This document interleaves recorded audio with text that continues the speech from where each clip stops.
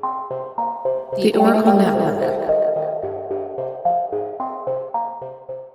Well, hello, America, and thanks for coming. My name's Seth. What's yours? Hey, it's Jamal. And Stony. Have you ever had Drag Race withdrawal? You know the symptoms. Not enough glitter, eyelashes not staying glued down, and that red itchy rash that just won't go away. You should see a doctor for that. And the only prescription for your blues is more Thanks for Coming, the most magically gay podcast. With at least 150 podcasts, 7 seasons of Drag Race coverage under our belt, and topical queer discussions, there's a little bit for everyone here. That's right. We're even featured on Cosmopolitan's list of top 7 RuPaul's Drag Race podcasts that spill the hottest tea. Join us every week as we bring you a fun recap of the latest episode of whatever season we're covering. It'll make you feel like you're back on the couch discussing the latest episode of Drag Race with all your friends. Stop by thanksforcomingpodcast.com for links to listen on your platform of choice, links to all of our social media and recent happenings. Oh, what are you waiting for? Go check us out, Hanny. Thanks for coming, a RuPaul's Drag Race podcast.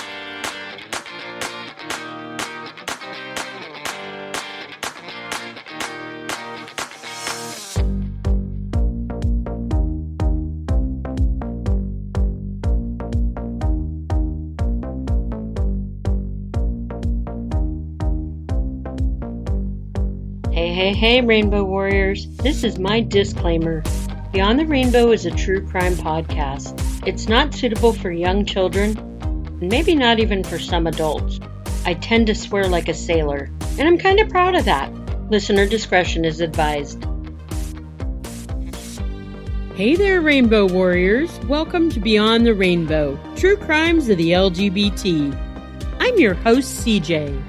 Find me on the socials, Facebook at Beyond the Rainbow Pod, and please like my page at Rainbow Crimes. I'm on Instagram at Beyond the Rainbow Pod and Rainbow Crimes 12, and Twitter at Rainbow Crimes. My website is beyondtherainbowpodcast.com. On the site is an extensive list of missing but not forgotten LGBTQ people.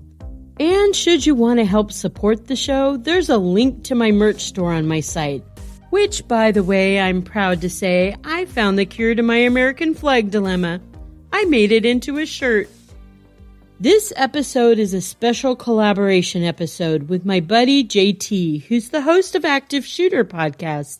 JT also has an upcoming project as well. He's going to be co-hosting a new podcast called Emergenty. All tea, all shade. It'll be a Drag Race rewatch podcast. Both hosts are uber Drag Race fans, giving their hot takes that you didn't ask for. Hashtag you're welcome. JT's co-host will be my other buddy, Eric Carter Landine from True Consequences. So make sure you watch for that. It was only last month in March 2021 when a gunman entered the Golden Massage Spa and opened fire. He killed 3 immigrant Korean women. Today, our next race movement is to stop Asian hate, something I wholeheartedly support. I keep asking the question, why is there so much hate? I have my opinions, even if they aren't the popular opinions. I still place a lot of blame on organized religions, especially the cultist ones. I believe that they're the core of the hate. When I say religious cults, I mean the religions that preach hate for groups of people. They interpret what they want from the Bible, which again to me is just a book written by mortals who claim to have spoken to God. Some have even said that they had visions that God told them they should kill this group of people or that group. It's bullshit to me, frankly.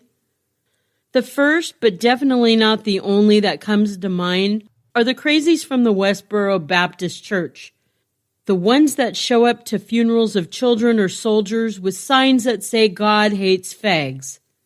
How about God hates haters? Another Baptist church in Knox County, Tennessee, had a preacher on Sundays but a cop during the week. His name is Grayson Fritz. Good old Fritz delivered an hour-long sermon on why gay people should be killed. It's not just the Baptist religion either. It's many religions. They claim to be good people or want to be good people, but their ideology makes no sense whatsoever. When I lived in Louisiana, not only were there churches on almost every block, but some of the churches, and I kid you not, had 100-foot crosses that illuminated. People who attend those churches are always asked for money. For what? For these outlandish purchases? You have the name church written outside your prestigious building. Why don't you put the money towards something more practical? Something that truly will make you good people, like housing the homeless or providing funding for mental health. I just don't get it. If you're part of an organized religion, I'm not knocking on you or your faith. I'm just saying I don't think God favors me any the less for praying at home. I'm not condemning all organized religions. Some I can totally see a purpose for, like the social aspect, rummage sales, carnivals, dances, music, and picnic potlucks. That stuff's great. It's the preaching on hate that ruffles my feathers. You're probably wondering why I'm going off on another freaking religious tangent. It's for a good reason, really, Rainbow Warriors. It has to do with this episode's case, and cultist religions, faith-based militia groups, and mentally ill individuals who believe God is speaking through them. So, before my rant, I mentioned the Golden Massage Spa shooting last month in Atlanta, Georgia. In 1997, right next door to the Golden Massage Spa, there was an LGBT bar and dance club. It catered mostly to lesbians. It was called the Otherside Lounge. It was summer 1996. The location was Atlanta, Georgia. Hotlanta. JT told me that he read only tourists call it Hotlanta. But Atlanta got that nickname due to its active social environment. The city's excitement and energy level was even more pumped now that it was summer of 1996. This was to be the year Atlanta would host the 1996 Summer Olympics. Over 2 million people from all over the world crowded in to catch a glimpse of and support their favorite athletes. Over 3.5 million people watched it at home from their television sets. I've heard cities get super stoked to host big events like this because it means a ton of revenue coming in with tourists. Centennial Olympic Park, a 22-acre location in downtown Atlanta, would hold concerts. On July 27th, Jack Mack and the Heart Attacks, a band from Los Angeles, were on stage rocking out. A security guard, who are often called rent-a-cops, was policing the field where crowds of people scattered. Some were sitting, some were standing at the outdoor concert. The guard, whose name was Richard Jewell, was a heavyset man who lived with his mom.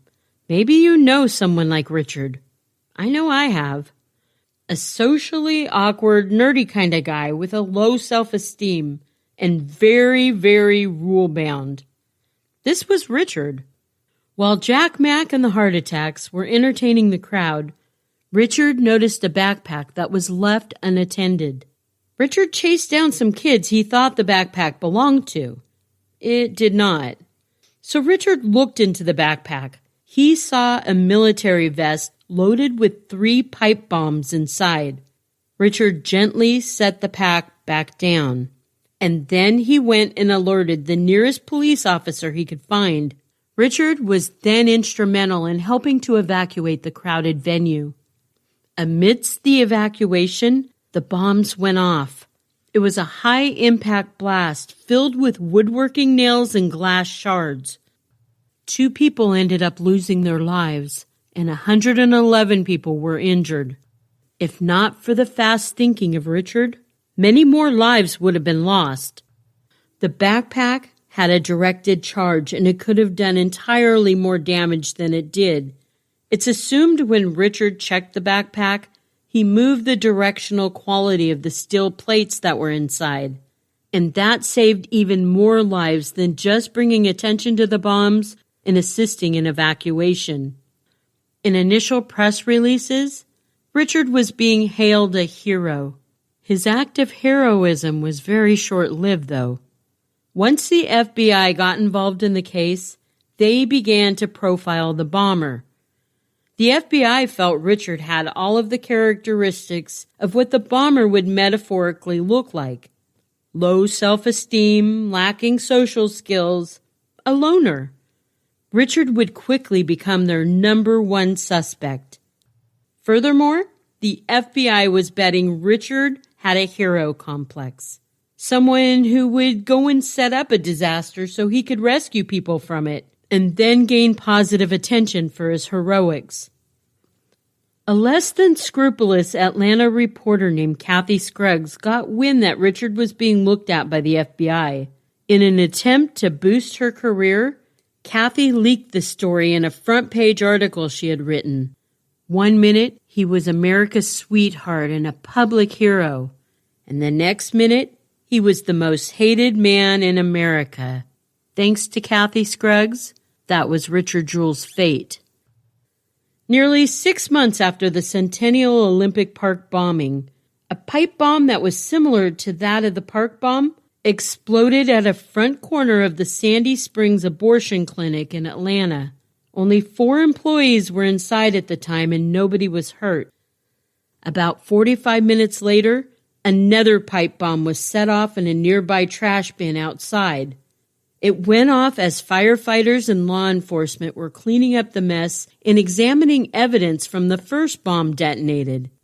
6 officers and firefighters were injured, but thankfully none critical. Almost 7 months after the Centennial Olympic Park bombing, and a month after the clinic bombing, the Otherside Lounge, mentioned earlier, would become the next target of hate. The lounge was owned by 2 lesbians who had met and fallen in love. Beverly McMahon and Dana Ford had met years prior on a blind date. Neither expected anything would come of it. But after that first date, the 2 were inseparable. Both women lived in Florida, and Beverly had opened up the first Otherside Lounge in Fort Lauderdale. She wanted to franchise the lounge, so the couple moved to Atlanta, Georgia. They bought an old steakhouse and transformed it into another lounge, the Otherside Lounge, the second. It was complete with multiple dance floors, a patio, pool tables, and an actual lounge where the patrons could sit, drink, and chat. It was very important to the couple that the Otherside Lounge be non-exclusive. They wanted everyone to feel welcomed. Gay, straight, bi, trans, black, white, yellow, green, it didn't matter. The couple spent a lot of time speaking with their customers. They learned that many of their customers had not been accepted by their families, and they were cast out. So during Thanksgiving and Christmas time, it became very important for Beverly and Dana to open the lounge to these people who had been cast out by their families. They provided them with a feast of food and gave them some good old-fashioned family love. By now, Beverly and Dana had welcomed 2 children into their lives, a daughter named Kellyanne and a son named Justin. The Otherside Lounge became a staple to the LGBTQ community, a safe haven to many. Drag performers would spice up some of the night's entertaining. They had live bands and comedians as well. Ellen DeGeneres was even known to have graced this bar after she had come out to the world. There was one night, though. Beverly had asked her manager to go kick off the 2 girls who were out on the patio stage singing. Much to Beverly's amusement, she was informed, Beverly, those aren't just 2 girls. Those are the Indigo Girls. For my younger listeners, the Indigo Girls were iconic lesbian singers of the early 1990s. Friday nights were especially hopping at the lounge. On Friday, February 21st, 1997, at least 150 people were at the lounge. Beverly was home with the kids that night, and Dana had just gotten home from the lounge. The couple lived less than a mile from the club. They tucked their children into bed, and it was Beverly's turn to head to the club. As she pulled up, she parked in front, and she headed towards the entrance. At that moment, a bomb went off. It sent nails and shrapnel flying everywhere. In some act of a miracle, the flying pieces zoomed past Beverly's head, missing her. Her car was not so lucky. When she turned to look at her car, Kellyanne and Justin's car seats were full of nails and glass shards. Beverly couldn't help but think, what if the kids were in there? Beverly went inside and she saw that the doors had been blown off the patio area. Initially, everyone thought that one of the club goers had been shot. That is until she held her arm up and there was a nail sticking out of it. Dana, who was at home with the children, found a last-second babysitter and quickly headed to the club. When she got there, she saw firefighters performing triage on club goers. She ran into the club and she saw a mess on the patio. Holes were in the patio's cover. Debris was everywhere. Thankfully, only 5 people were injured, and not too seriously. A second bomb was found and taken care of before it could explode. How anyone there that night avoided death is unexplainable. What did die there that night was the dream Beverly and Dana had nurtured along for many years. Desperate to not let the haters defeat them in the LGBTQ community, the couple cleaned up and fixed the damage at the club. Within a week, the club was back open for business. Sadly, the couple could not repair the damage done to the psyches of their customers. With the loss of cash flow, equity, and cost of renovations, the couple had lost almost $6 million to the bombing, and they were being threatened. Calls to their home and left on their answering machine. Yeah, I said answering machine. It was the 90s. The couple also received threats in the mail. Snail mail, not email. Some of the letters stated the writer would come and rape the couple, show them what it's like to be with a real man. I can totally profile what kind of men wrote letters like that, because that's my other job, FBI profiler, remember? Beverly and Dana were scared for their children, and they thought about sending them to Florida to stay with Beverly's parents.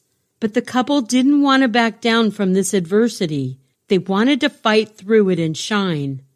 Then they were hit with about 20 lawsuits from customers who said that the couple should have known the bombing was going to happen. And to that I say, shame on Beverly and Dana. They should have called their psychic friends hotline, and they should have known that a bomber would strike their nightclub.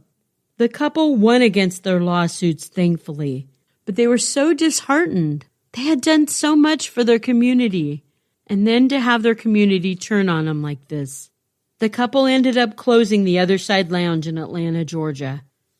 By now the world was watching Richard Jewell under a microscope.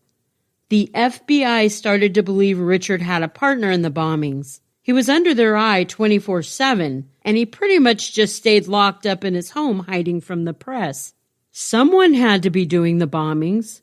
It must be his partner, which is kind of stupid because that goes against what the FBI was saying all along. Richard's a loner.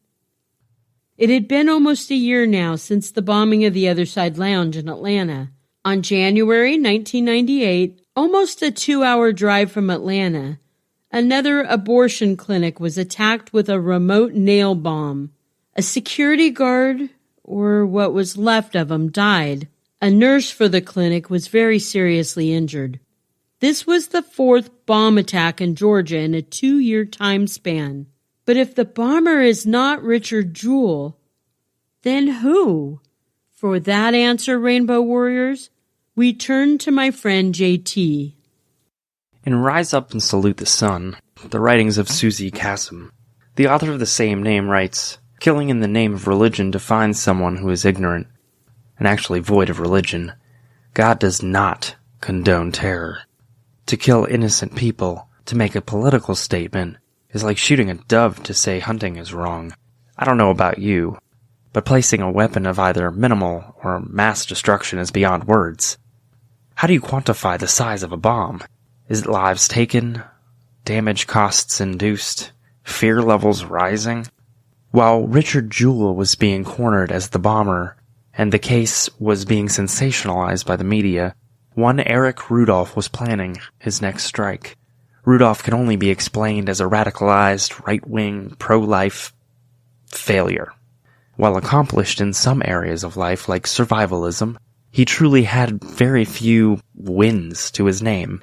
And no, I'm not placing the nation's most wanted domestic terrorist on that list. Eric was born in Merritt Island, Florida, on September 19, 1966, to Robert Rudolph and Patricia Murphy. His siblings included 3 brothers and a sister. From the beginning, Eric was inundated with fringe beliefs. Both of his parents held numerous beliefs, from hatred of Social Security numbers to a faith in the curing powers of Oracl3. Yeah, I know. I didn't know what Oracl3 was either. It's another name for amygdalin, which is a bitter substance found in fruit pits such as apricots, raw nuts, lima beans, clover, and sorghum. It makes hydrogen cyanide, which is changed into cyanide when taken into the body. The substance was falsely promoted as a cure for cancer. At the age of 15, Eric's father died, and his mother moved the family to Nantahala, Macon County, in western North Carolina. Nantahala is an extremely small township, made up of just over 1,500 people, and is part of the greater Macon County, which was formed in 1828 and given the name for Nathaniel Macon, who represented North Carolina in the House of Representatives.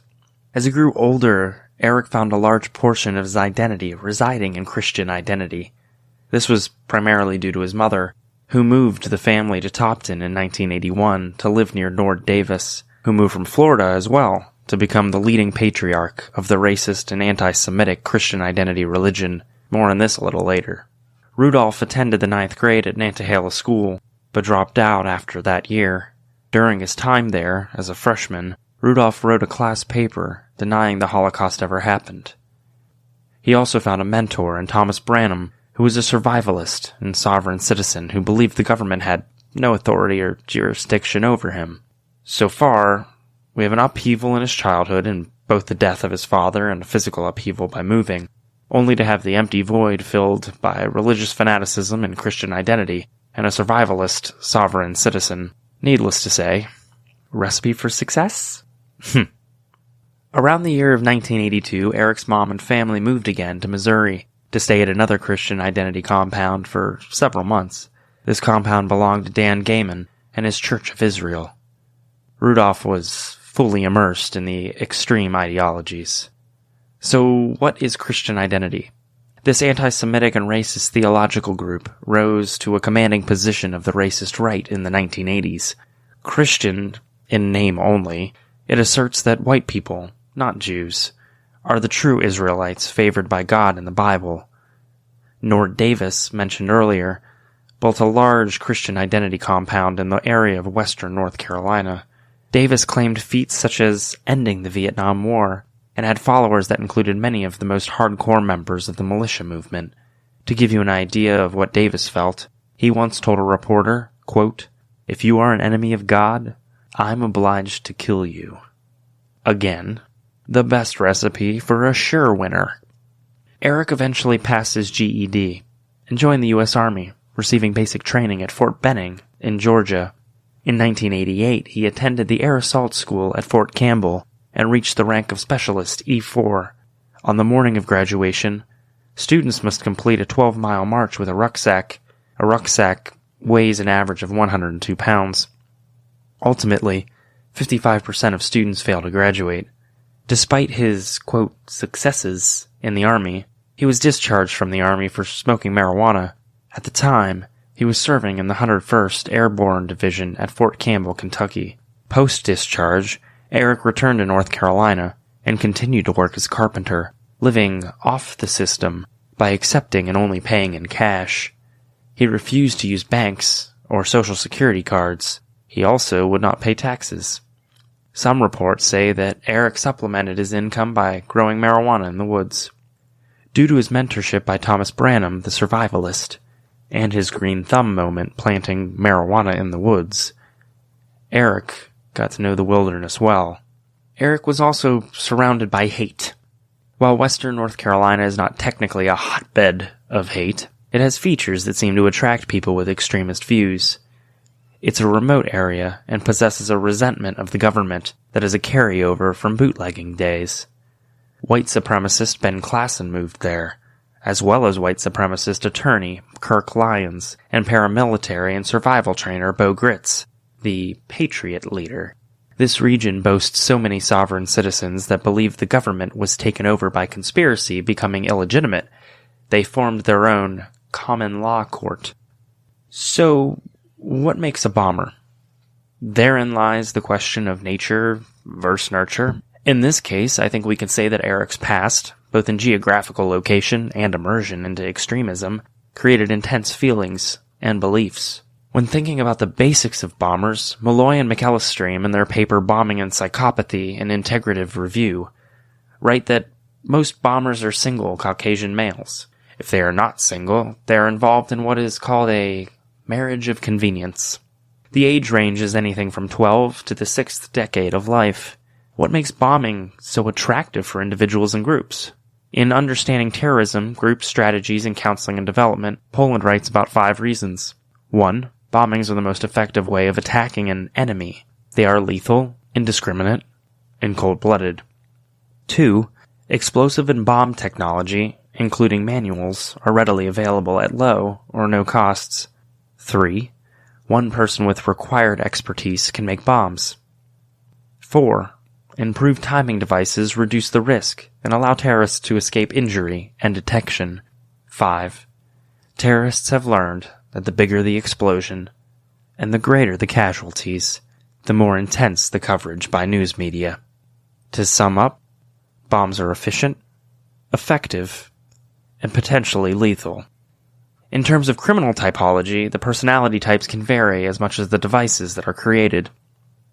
Eric shows aggressive narcissism, a grandiose sense of self-worth, lack of remorse, antisocial behavior, callousness, and the belief that his beliefs were worth the damage he caused, in both lives taken, psychological fear created, and property destroyed. In a Ripley's Believe It or Not series of events, Rudolph eluded authorities for over 5 years after his last bombing. It turns out, the survivalism he learned in Nantahala and the Army served him well. In July 1999, Woody Anderson, chief of the Southeast Bomb Task Force, predicted that Rudolph would be captured because, quote, time is on our side, and that, quote, eventually, everyone makes a mistake. In December of 1999, John McGaugh, retiring director of the Federal Bureau of Alcohol, Tobacco, and Firearms, tells USA Today that he thinks Rudolph is dead. A few months later, July 2000, agents searched a rugged part of the Nantahala Forest, 4 miles from where Rudolph was last seen, and find the remains of a campfire on a high, narrow ridge. There was mold found on the fire, indicating that it was at least a year old, and there can be no assumption made that it was Rudolph's. They did find branches that were cut with a small saw, which is quieter than breaking them, and the site offered a view in the direction from which any searcher would approach. Finally, in May 2003, Rudolph is arrested in western North Carolina. Although Woody Anderson was a few years off, he was correct. A rookie police officer arrests Rudolph after spotting him hiding behind a grocery store in the early morning. Reports are that Rudolph was digging through the garbage for food, a behavior many thought might be occurring for his survival. On April 8, 2005, the Department of Justice and Rudolph agreed to a plea bargain. Eric pled guilty to all charges he was accused of in exchange for avoiding the death penalty. The deal was finally confirmed after the FBI found 250 pounds of dynamite he had hidden in the forests of North Carolina. Revealing this was a condition of his plea agreement. In the end, Rudolph released a statement that explained his actions. Rationalizing his actions. Correction. There is no rationalization, except in his own mind. This is what he said. After much thought and consideration, I entered into an agreement with the government. After potentially facing 4 trials in 4 separate jurisdictions on circumstantial evidence that would likely lead to a conviction in at least one of these jurisdictions, I have deprived the government of its goal of sentencing me to death. The fact that I have entered an agreement with the government is purely a tactical choice on my part, and in no way legitimates the moral authority of the government to judge this matter. All right, Eric. Rudolph was sentenced to 4 consecutive life terms. He was sentenced July 18th, 2005, and that same day, Rudolph was sent to the ADX Florence Supermax Federal Prison. He spends 23 hours per day, alone, in his 80-square-foot concrete cell, 7 by 12 feet, with a 4-inch wide window and a concrete stool, desk, and toilet sink combo. Thank you, JT. Eric Rudolph was a domestic terrorist, and it seemed he acted alone, other than the voice of God encouraging him to bomb the Olympic Park, the 2 abortion clinics, and the Otherside Lounge in Atlanta. Rudolph was a member of the Christian Identity Movement. Let's just throw it out there. These groups, well, they're fucking scary. Their hate is for any non-white ethnic group, any racially mixed groups, anyone who condones abortions, and the LGBT community. Yet they consider themselves good Christians. The reporter Kathy Scruggs, whose headline blasted Richard Jewell's the alleged bomber, and the one the FBI was looking at as their main suspect, she died 5 years after the controversy blew up in her face. She was 42. The medical examiner said that her death was from active morphine toxicity, but they couldn't be certain if it was attributed to suicide or if it was accidental. Until Eric Rudolph was captured, our guy Richard Jewell, he lived every day in fear he would be arrested and convicted of crimes he didn't commit. Upset he caused such a disarray in his mother's life, Richard moved out of his mom's place and into a place of his own. He sued several news organizations for libel. The cases were settled out of court. The newspaper Kathy Scruggs worked for was also sued. But they went to court, and they claimed at the time Richard was being examined by the FBI as the bomber. So their reports were accurate. The case against the newspaper was eventually dismissed. The U.S. state attorney sent an official letter to Richard exonerating him from any wrongdoing, but they offered no apologies. Richard met, fell in love, and married a woman named Dana. He sadly died at the age of 44 from heart disease and complications of diabetes. Beverly and Dana, the former owners of the Otherside Lounge, they were interviewed after the Golden Massage Spa shootings last month in March. Beverly believes the shooting was a hate crime, much like the Otherside Lounge bombing. She said, "Gay people, they're picked on. The Asian people, they're picked on. All these groups are picked on. And the past 4 years has not helped with any of it. With this kind of hate, we have to stay strong and band together." I agree, Beverly. Love you, Rainbow Warriors. And remember, it's not a crime to be gay. Unless you're a murderer.